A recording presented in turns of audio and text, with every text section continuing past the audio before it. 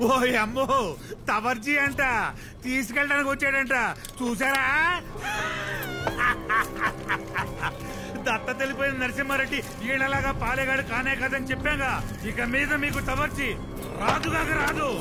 గీగిరాకుండు గీగో మళ్ళీ ఇటు పక్క రాకూడదు.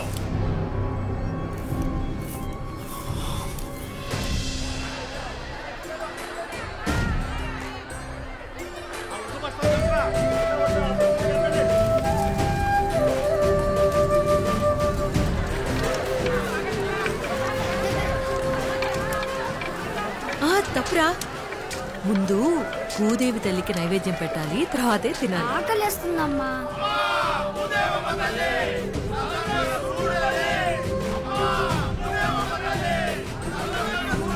అందరూ మొదటి పన తెచ్చి భూతల్లికి నైవేద్యం పెట్టండి.